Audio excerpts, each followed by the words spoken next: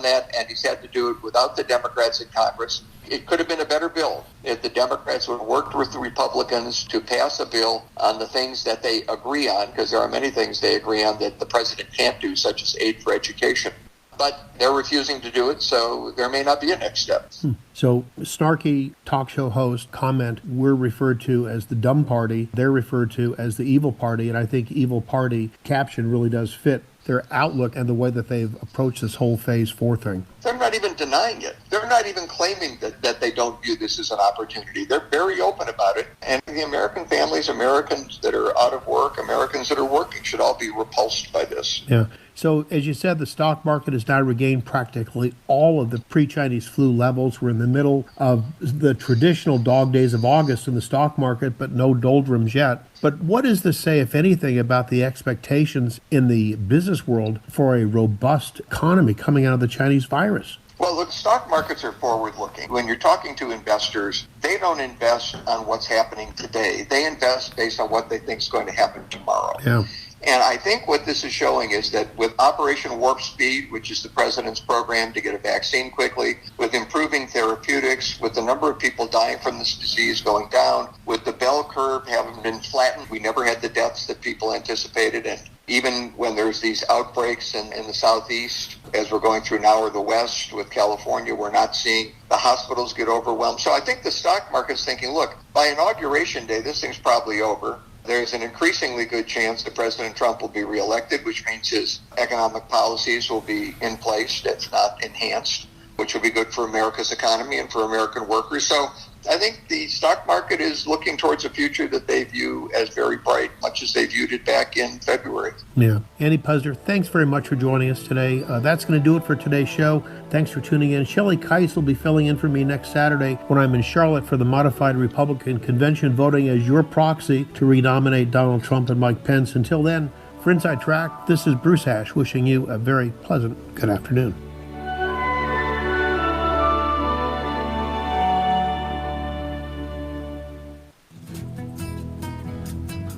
Customers come first at Tucson Iron and Metal Surplus. A lot of the cities and the counties around have initiatives for artists. I think we're one of the premier artist suppliers for steel. First Saturday of every month, you can come down early and actually go through the scrapyard across the street. It's 7 acres of metal. You can walk through with our people and pick out what you want. It's always interesting to see what the artists have done. We've done actually a couple projects with the U of A engineering department and music department, where the engineering music students came down together. They had to pick something out of the scrap, and they had to build an instrument. And we have one of those in front of the plant. Some really cool things come out of the scrap. Tucson Iron and Metal Surplus. Call 209-1579. Stop by the yard. 701 East 36th Street. Open Monday through Saturday.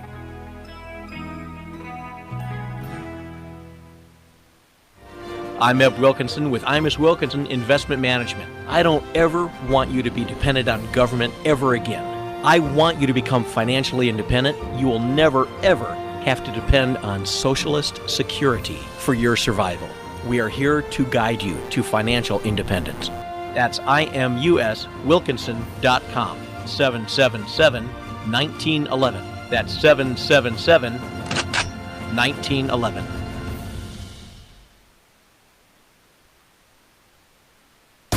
KVOI Cortero, AM 1030, the voice of Tucson. Trusted local news and talk. A Bustos media station. This is CBS News on the Hour, your home for original reporting. I'm Allison Keyes in Washington. Much of the West is sweating this weekend under a serious heat wave. CBS News meteorologist Jeff Barardelli with the latest.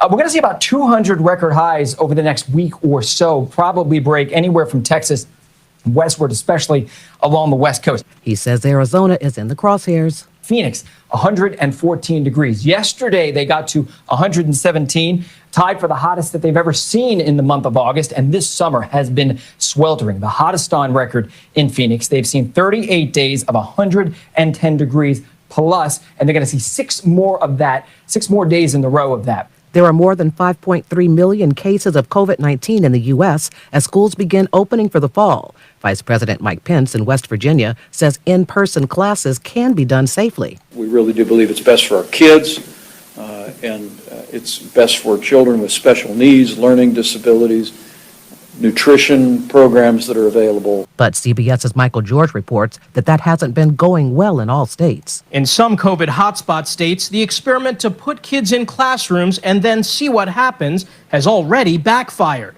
Take Seawind Elementary in Florida. 14 students are in quarantine 2 days after school started. We couldn't prepare for this situation. Like the superintendent said the other day, there's no playbook on this. At Woodstock High School in Georgia, nearly 300 students and teachers are in quarantine, forcing a county-wide stop to in-person learning.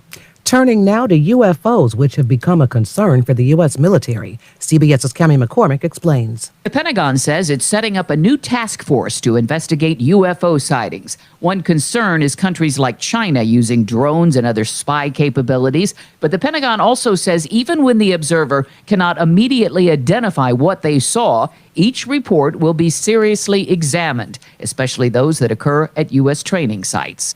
Secretary of State Mike Pompeo says the U.S. is tracking the situation in Belarus after protest over a disputed election. These people are demanding the simple things that every human being wants, the right to have determination for themselves about the nature of their government. And so we urge the leadership in Belarus to broaden the circle, as the foreign minister said, to engage with civil society in a way that reflects the central understandings that the Belarusian people are demanding.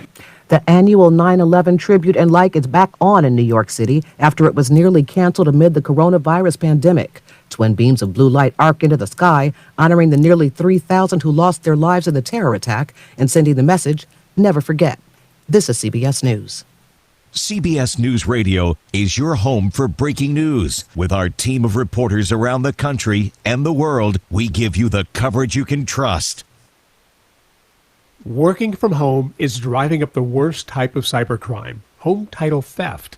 We're doing it all from home now, right? Working, banking, video conferencing, meal deliveries, and shopping. Cyber criminals are targeting our homes. Actually, they want the money they can get by taking out loans against your home. The crime is called home title theft, and the FBI is warning homeowners. Home Title Lock is how you protect your home from cyber thieves. Your home's legal title is online, where they find it and forge your signature stating you sold your home to them. Then they take out loans on your home and leave you in debt. Banks, insurance, and basic identity theft services do not protect you. Home Title Lock does, with a virtual barrier around your home's title. Protect your home now. Go to HometitleLock.com and register your address to see if you're already a victim. And use code NEWS for 30 free days of protection to help you through this crisis. That's code NEWS at HometitleLock.com. The following is a paid program, and the host is solely responsible for its content. Opinions expressed are those of the hosts and guests, and not necessarily those of KVOI or its sponsors.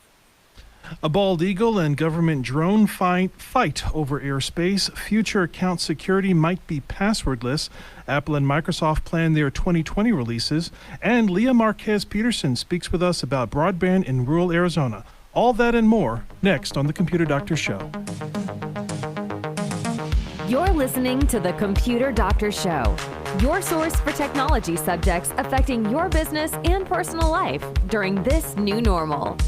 Your host is an award-winning office technician and IT specialist, author, tutor, ethical hacker, and recent winner on localbest.com as the best computer shop in Tucson.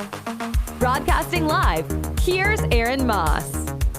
Hello, everyone. Welcome to the Computer Doctor Show. I'm Aaron Moss, your host. Good to have you with us every Saturday at 2 p.m. right here on KVOI 1030 The Voice and streaming live on YouTube on the 1030 The Voice YouTube channel. Our open lines are 520-790-2040. Feel free to call in anytime with your comments and questions. On the show today, the state of Arizona has a very high demand for internet access, especially in rural areas, since many schools and doctors' offices have switched to online classrooms and telehealth appointments. The need for broadband internet or higher has met a very high demand for school kids and senior citizens. We're going to be talking with Leah Marquez Peterson. She sits on the Arizona Corporation Commission, and we're going to discuss how the state of Arizona is meeting this challenge. But first, highlights of tech news this week. It was an aerial civil war when a bald eagle fights with a government drone. The United States emblem ripped off the propellers off of a Michigan State drone and that was actually on a mapping mission and dropping it into Lake Michigan. The official Michigan website stated officials were able to recover the $950 Phantom 4 Pro drone that is no longer in production and will be replaced with a similar model. The drone was able to send key data of exactly where it was when it was attacked and how fast it was going when it hit the water. But that's the price that is paid when we invade territory of nature. A Microsoft VP told Tech Republic that the future of online security in the new normal may have to do away with passwords altogether and be replaced with strong authentication alternatives. The matter becomes more important during this time of increased remote work. Joy Chick at Microsoft Identity Division stated that usernames and passwords are just inherently not secure. Interestingly, scammers still evade usernames and passwords all the time with data breaches, phishing sites, and ransomware. Security alternatives may include SIM card lockers, text confirmations, enhanced facial recognition, and fingerprint identity, to name a few. Apple and Microsoft plan their 2020 releases with a tentative date of the iPhone 12 release or on September 8th or September 15th. Product lines from Microsoft will be released September 10th this year, but with much fewer retail locations. The flagship product release for Microsoft is the Surface Duo, which is designed to knock out of the Apple lineup with its dual screen. It's a folding clamshell that flexes backwards and has the ability to display two apps at once. Who's going to win this battle? We'll find out next month. I'm very happy to introduce our next guest on our segment. Did you know that 1 million people right here in Arizona don't have broadband internet access? At best, maybe dial-up, mobile data, or maybe some other means that has very unstable connections. The public is at this point relying very much on internet access at being an essential service during this new normal. My guest is the power behind the broadband internet expansion project for the state of Arizona. She was appointed by the governor to sit on the Arizona Corporation Commission, in May of last year, and she brings a unique perspective to the table. And we would like to now welcome to the show Leah Marquez Peterson. Are you there? I am. Hi, Aaron. Thank you so much for having me. Okay. Well, we want to thank you so much for, first of all, calling in on a Saturday. We know that you're a very busy person. So the first question is, with the state of Arizona and the condition that it's in and the fact that we're in this pandemic, what areas have been hit hardest that have this need for broadband service? Yeah, well, as you know, and certainly your listeners know, Aaron, this is not a new issue for the Arizona or much less any of the states across the nation. What's been exacerbated, though, is our dire need for high-speed internet at home, especially with our children doing online learning and so many of us working remotely. And I think what you've seen throughout the summer and really since COVID-19 hit our nation in early March, a real intense focus by the governor's office. Certainly I'm focusing my efforts on different initiatives, and it's a priority for me, especially for so many families who are lacking internet. And you've also seen Congress working on a number of bills. So a lot of folks trying to figure out this really big dilemma, and how do we reach rural, tribal communities, low-income communities with high-speed internet? Because it's really a matter of economic success. It's the way for our children to continue their learning and not to fall behind during this COVID-19 pandemic, and also for entrepreneurship to flourish. I think internet is key. Mm-hmm. Now, for those that might be listening that may not be familiar with what broadband internet is, it's basically a faster version of dial-up. Okay, and right. It's now like the very minimum that you could actually connect and get any sort of reasonable response from the internet connection. For example, if somebody were to get onto dial-up now, so like for example, I'm sure you're aware that a lot of these areas that don't have broadband coverage, they do have phone service, and you can still do a dial-up, service. Believe it or not, dial-up services are still out there, but those are not usable even at this time. Okay, so at best, it would be even easier to just make a phone call than to try to send someone an email, on some of these dial-ups. So, and especially try to think about trying to do school that way online when you have dial-up. And there's been a lot of effort, Aaron, at the state level. We've had a broadband emergency task force statewide.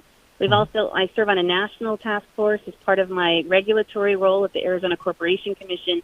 So a lot of people really focused on this, and we've got some key partners in Arizona that are helping. What I appreciate is this time on your radio show to promote resources to families. If someone is listening now and they know a family or a student who's struggling to get online, they can go to connect-arizona.com, connect-arizona.com, and that points to a great website the Arizona State Libraries have put up that shows free public Wi-Fi spots, technology help, how to get devices. And on the flip side, for those of us that have high-speed internet or live in urban areas, how we can donate Wi-Fi spots or how to change your smartphone into a hotspot. A lot of people don't realize they can do that. But we're really looking for immediate solutions that can help students and families.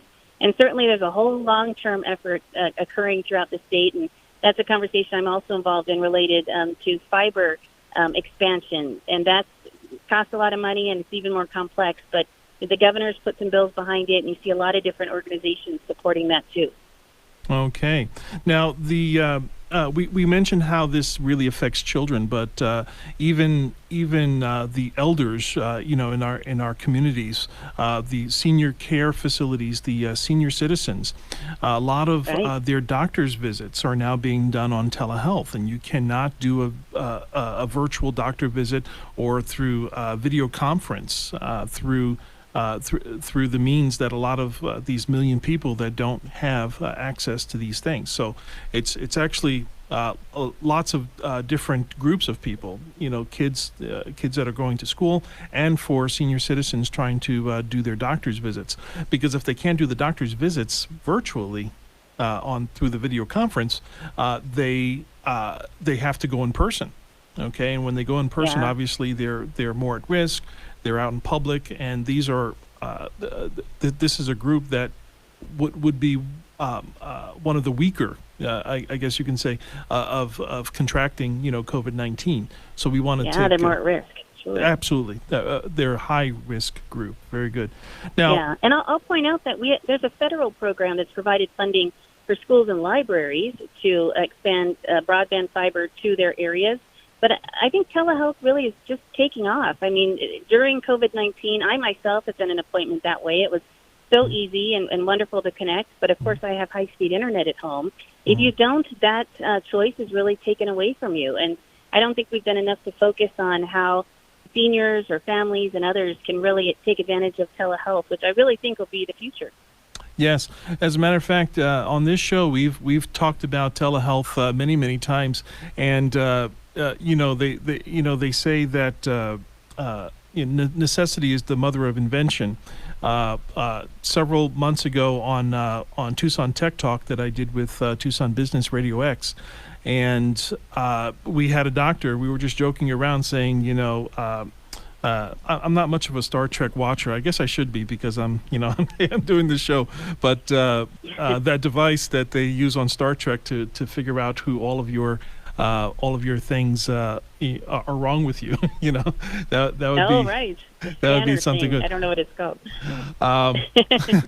We have someone that has a question on the phone. Roberta, are you there? Oh, sure. Yes. Hello. Hi there. Hi. You mentioned hotspot. I can get that on my phone, but I have no idea what it is. Can you explain it, please? Sure. So a hotspot is basically whomever your cell phone provider is, it's usually a service that you have to pay a little bit extra for, something maybe $5 or $10 extra per month, and you also have to have a special type of phone. And that type of phone is usually has to be 4G or 5G, and you can make your phone be the internet. And then you can have your computer, your laptop, or your tablet connect to your phone, and your phone acts as the Wi-Fi source. That is what that is for. And if you have any questions, you can we can definitely show you how to do that. Just give us a call at our office.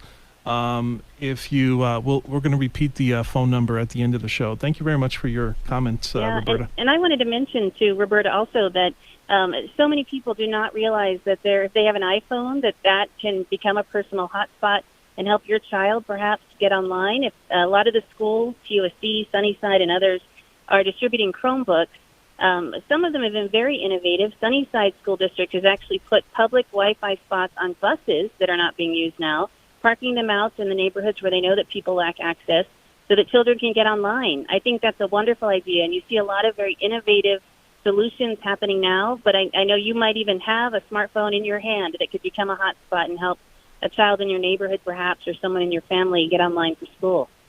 Excellent. Okay, I hope that answers your question, Roberta. But going back to our discussion about expanding broadband in Arizona, we know that that the need is there, but what are some of the biggest challenges that is holding the state back from these things happening? Yeah. It comes down to, unfortunately, money, resources. It's the dollars needed to expand fiber into primarily rural and tribal areas. There are more, I heard you say in the opening, more than 1 million people in our state that don't have internet. Unfortunately, there are a couple reasons they may not have it. One, there is no access, so we need that fiber expansion.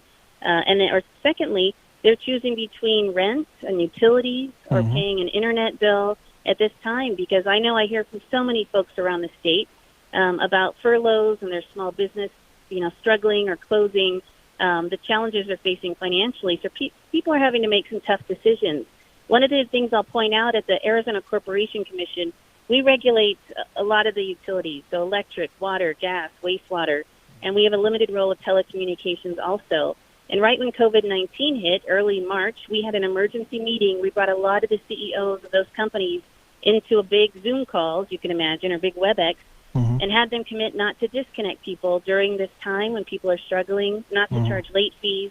A lot of them offered special programming for low-income families, and wanted to make sure people were aware of that. So if they're looking for programs now because they're struggling financially, in Pima County, you can go to the Pima County Action Center, the Pima County One Stop it's also called, and you can Google that, or I'm sure call information, and you can get that number. It's down on Ajo.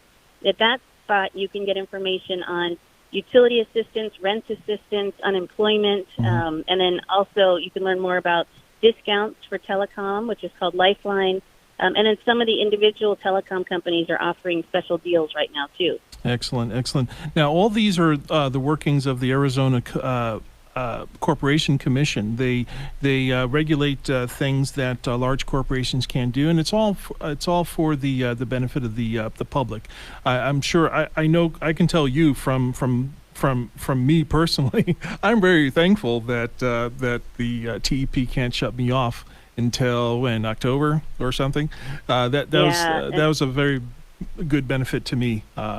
Personally. I'm glad that you were able to, because I know as a small business owner, I'm sure things have been tough. One thing wanted to point out, though, if folks have not been disconnected or they're in arrears, past due, please call TEP or Southwest Gas or whoever your utility is and work out a payment plan, because ultimately these past due amounts are ballooning, right? They're growing. So we want to make sure that you've got a plan in place, even if it's to pay a lower amount during these tough times till you get caught up. So please contact your utility company.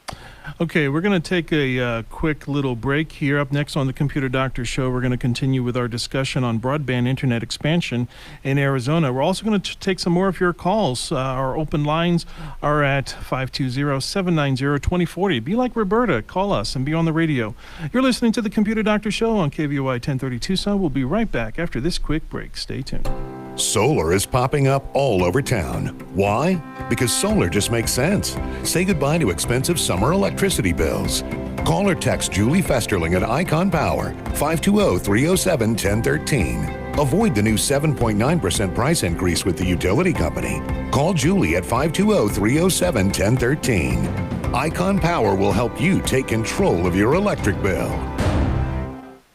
Perfect Look Photography is a photography business that serves individuals, families, wedding parties, children's parties, quinceañeras, and family reunions. We also do headshots for actors and model portfolios. We photograph all types of events in Tucson and communities in Pima and Santa Cruz counties. In addition, we provide more types of photos than any photographer in Tucson, including green screen, art photography, montages, and DVD slideshows. We provide great photos at great prices. For more information or to get a quote, please call 499-4209.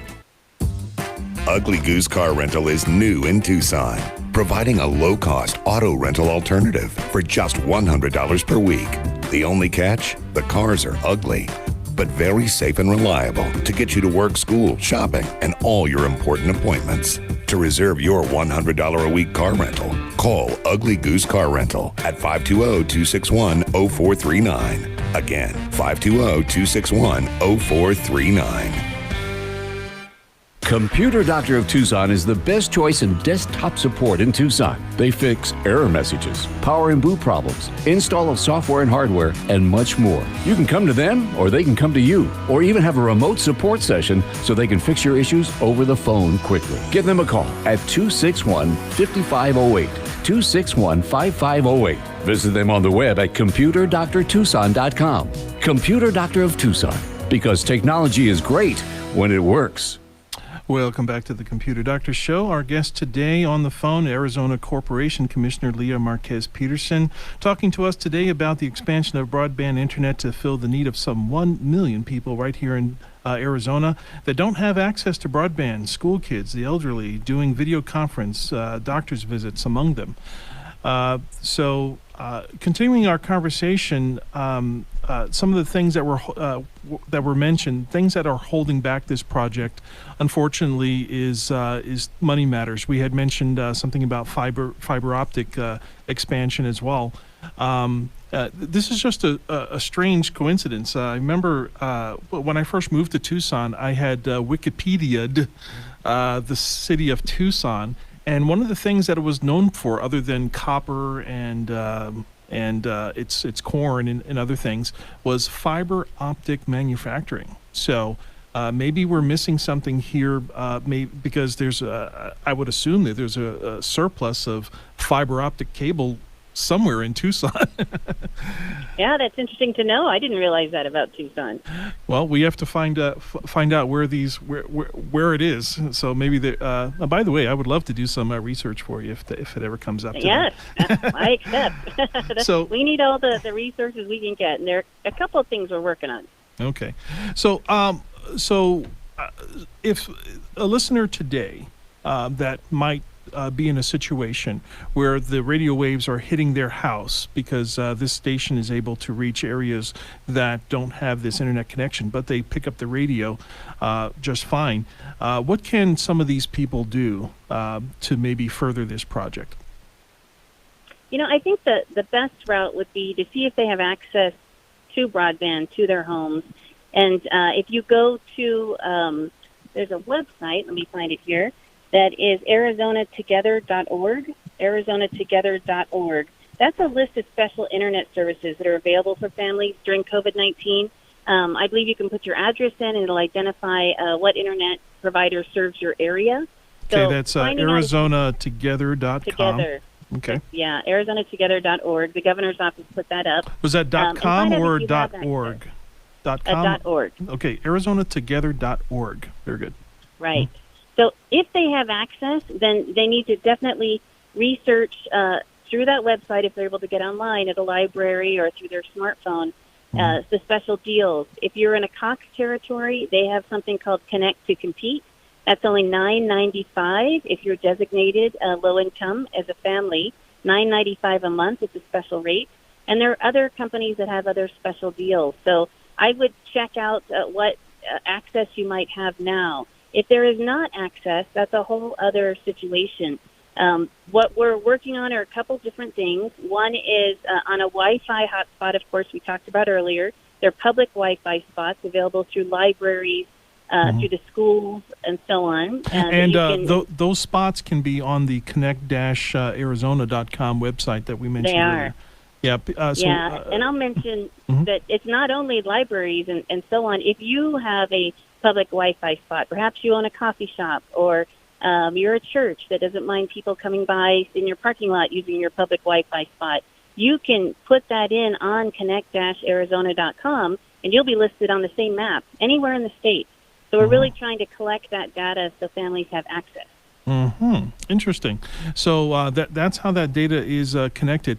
And also, I want to mention this to others that are hearing this show and are not able to connect with broadband or better internet service. Satellite internet is also an option, so you can do a little bit of research with that.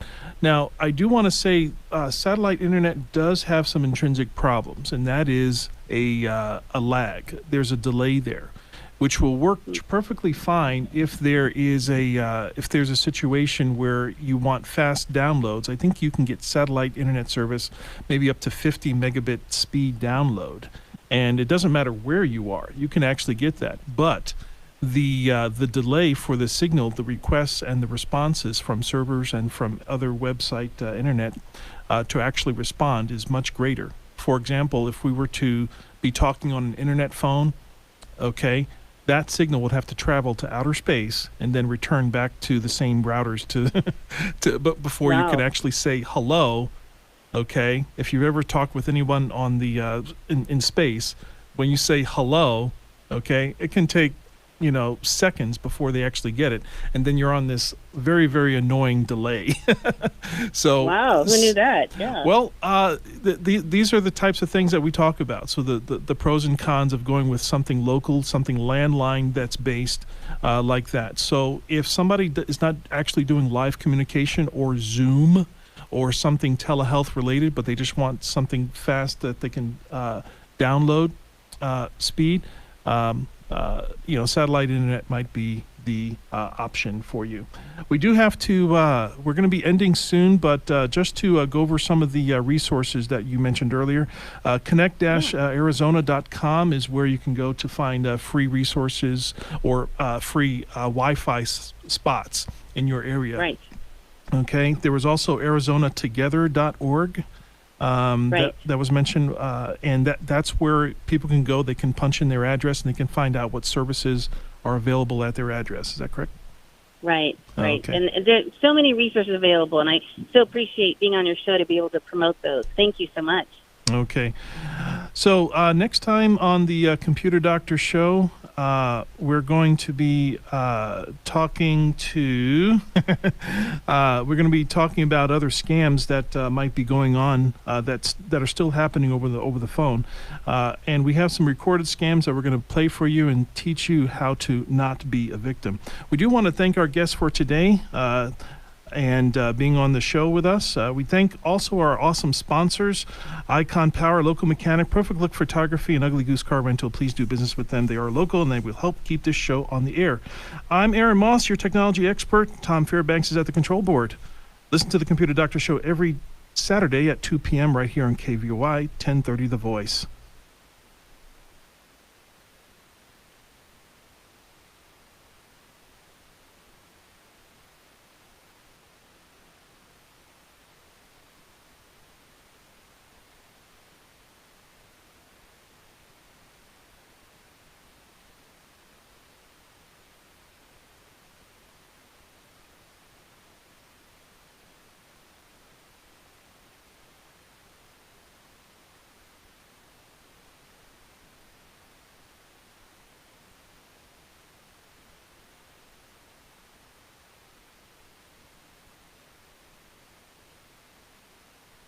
2020 election marks the first time in history that Latinos will be the largest minority, with 32 million eligible voters. Issues like healthcare, immigration, and education have never been more important. That's why it's vital that your voice be heard. That's the goal of Aquí Se Vota, to help Latinos determine the life we want for our families and community, and to not let anybody else decide our present nor our future. We want to educate all Latinos on how to vote simply and safely in November. To find out how to help, visit aquisevota.com.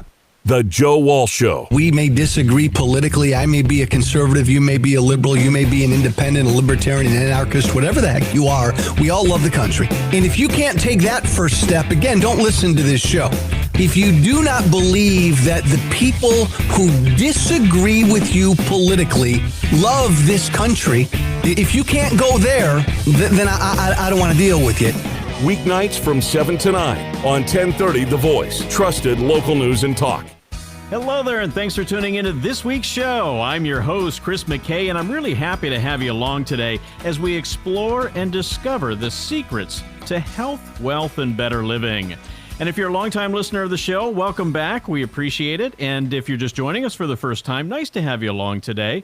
I want to start by sending a big thank you out to our sponsor, Dr. Newton's Naturals. They're one of the best sources of high-quality nutritional supplements at discount prices. You can visit them online anytime at drnewtons.com. And I want you to check them out when you have a chance, because they really have some great products to improve your health and the health of your family. Okay, on today's show, we're talking about vitamin D, sometimes referred to as the sunshine vitamin, but folks, here's the problem. Many of us aren't getting enough sunshine lately between slathering on those powerful sunscreens and spending more time indoors, and what it really comes down to is this vitamin D deficiency that's out there is causing an avalanche of health problems for 70% of our population, ranging from pain, loss of balance, muscle weakness, depression, increased blood pressure, arthritis, memory loss, and even a compromised immune system. And I have Dr. Michael Pinkus with me today to talk about the most effective way to get vitamin D. Dr. Pinkus, it's good to talk to you again. Chris, it's great to be back. Thank you. You know, many of you know that Dr. Pinkus is a nationally recognized authority on natural and alternative health. He's a successful chiropractor. He's worked with top Hollywood celebrities, professional and Olympic athletes, and he continues to be very involved in some of today's top health concerns. And let's kind of start at the top, Dr. Pinkus, and talk a little bit about what are some of the warning signs that you may be deficient in vitamin D? Okay, well, part of it is how you feel. And one of the things, Chris, is being tired for no apparent reason. Okay. But on the reverse side of that,